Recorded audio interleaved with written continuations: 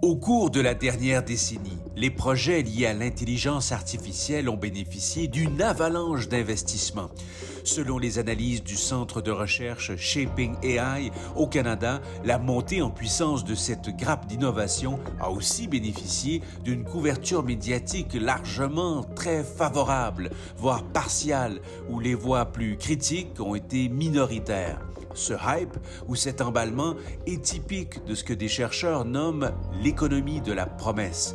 Dans ce cas-ci, la promesse d'une révolution technologique bienfaitrice dont on ne pourrait se passer sous aucun prétexte, une rhétorique très utile pour mobiliser l'attention et des ressources.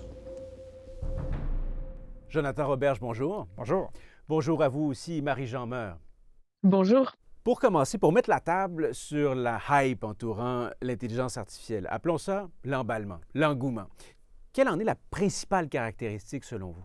Et ce qu'on voit aujourd'hui, c'est la nouveauté dans c'est le cycle de l'emballement, c'est que, bon, premièrement, les technologies d'IA sont sorties des laboratoires universitaires pour vraiment se répandre dans la société, mais en faisant ça, ça a simplement accéléré cette prophétie autoréalisatrice-là. Donc, les médias se sont emparés de l'histoire, les cercles politiques se sont montrés très intéressés à, entre autres choses, financer ces projets de recherche-là, et aussi les investisseurs économiques. Et là, ce que vous avez, c'est vraiment une prophétie dans laquelle la roue tourne de plus en plus rapidement.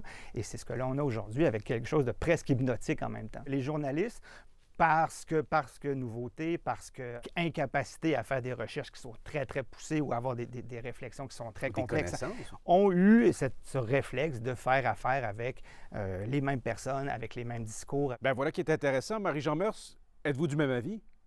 Donc ça fait un environnement de travail qui fait que, oui, on est en plein dans le hype et qu'on a tous les critères pour, en faire quelque chose que l'on peut mousser à l'infini parce que ça nous promet un avenir meilleur en termes de finances, un avenir meilleur en termes de santé, un avenir meilleur en termes de développement humain et cetera. Je vous propose un petit exercice assez simple. Dans cet écran qu'on voit ici à mes côtés, on va vous présenter certaines citations auxquelles on va vous demander de réagir. Certaines proviennent de personnes qui sont très connues dans le milieu, à commencer par une, très près de chez nous, Yoshua Bengio, qui est fondateur et directeur scientifique du Milan. Alors voici la citation comme telle, je vais prendre le temps de la lire.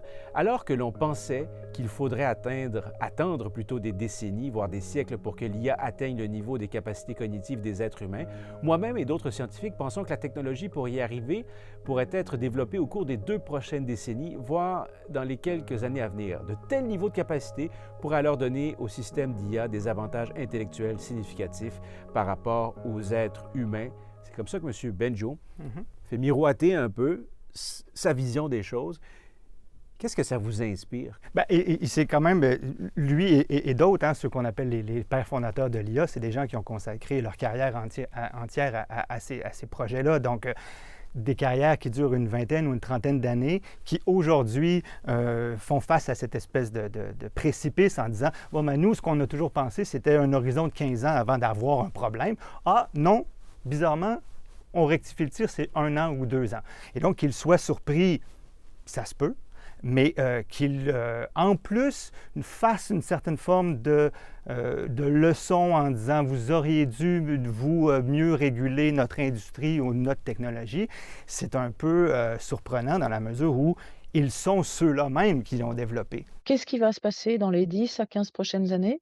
Est-ce que des robots à apparence humaine vont être capables de faire des choses extrêmement complexes pour lesquelles les capacités cognitives des humains vont être égalées, voire dépassées? Je prendrais une position un petit peu conservatrice et je dirais: «On va attendre de voir».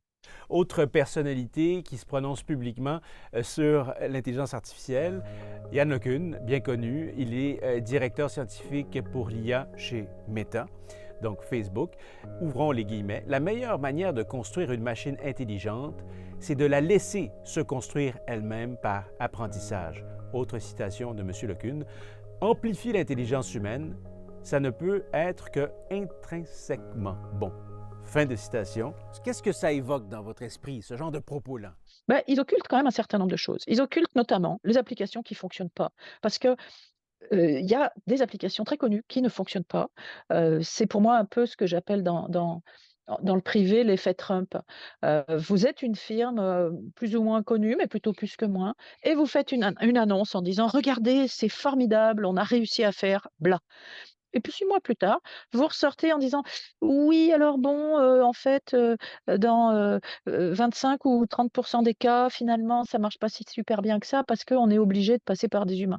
Puisque ça avait été dit avec un gros effet d'annonce, il était plus possible de faire marche arrière. Et ça, c'est tout le temps comme ça. Lequin est aujourd'hui le porte-parole du camp des optimistes, qu'on appellerait, et lui a une vision qu'il veut scientifique, mais effectivement, quand on l'écoute parler de la société ou de l'avenir, ça se tourne davantage dans une forme d'utopie ou de quelque chose de quasi-religieux, où il va parler d'un nouveau siècle des Lumières, il va parler de la renaissance de l'humanité, et vous le voyez dans la deuxième partie de la deuxième citation. L'idée, a priori, de dire que l'intelligence artificielle est fondamentalement ou intrinsèquement bonne, c'est ça qui est problématique. C'est cette croyance, et à la base, c'est fondé sur une croyance davantage que sur un raisonnement scientifique. Et il s'en défend parfaitement bien, mais néanmoins, quand on parle de société, quand on parle du développement de ces technologies-là dans la société, on se rend bien compte que ça relève d'une croyance. Poursuivons maintenant, cette fois-ci, Liliane Weng, elle est responsable des systèmes de sécurité chez OpenAI, une déclaration qui nous a fait sursauter au décrypteur quand on l'a vu au cours des dernières semaines, des derniers mois. Je viens d'avoir, dit-elle, une conversation personnelle assez émouvante avec ChatGPT en mode vocal, parlant de stress et d'équilibre travail-vie personnelle. Fait intéressant, poursuit-elle, je me suis senti entendu et réconforté. Je n'ai jamais essayé de thérapie auparavant, mais c'est probablement ça, se demande-t-elle. Essayez-le, surtout si vous l'utilisez habituellement comme outil de productivité. Fin de citation, Liliane Weng, responsable des systèmes de sécurité, d'autant plus. Là. Alors, il y a plusieurs choses dans tout ça. Hein? Effectivement, plusieurs. Dans les intentions, dans les propriétés qu'on prête à ChatGPT, qui est un robot conversationnel d'intelligence artificielle, donc on laisse entendre qu'il y a de l'empathie, qu'il y a de l'écoute, qu'il y a de l'humanité, bref. Et l'idée de rendre les intelligences artificielles plus émotionnelles ou plus empathiques, ça fait partie d'une tradition assez longue qui vient de la robotique, en outre, qui est de dire, anthropologisons les robots, anthropologisons les systèmes automatiques pour que, justement, on puisse avoir de l'empathie envers eux et eux envers nous, qui est une forme de volonté que les gens soient de plus en plus dépendants de ces robots-là et qu'on soit, encore une fois, ou de plus en plus incapable de discerner ce qui relève de l'humain et ce qui relève de la machine. C'est tellement loin de la réalité de ce qu'est la science derrière toutes ces choses. Moi, ça me fait réagir parce que ça me scandalise un petit peu quand même de lire des choses comme ça, on va pas se mentir. Ce que l'on fait, nous, dans notre métier, c'est de la recherche scientifique qui peut, dans certains cas, se trouver embarqué dans des systèmes qui aident les gens, effectivement, dans toutes sortes de domaines, que ce soit pour aller d'un point à un autre en leur proposant le trajet le plus court, ou que ce soit pour générer des notes de synthèse aujourd'hui avec des outils comme ChatGPT. Qu'on me dise: «Je me sens écoutée quand je parle à ChatGPT», ça fait presque de la peine. Si c'était pas cette personne-là qui en parle, mais que c'était une personne, de mon village ou de mon entourage, je lui dirais: «Mais veux-tu qu'on aille prendre un café?»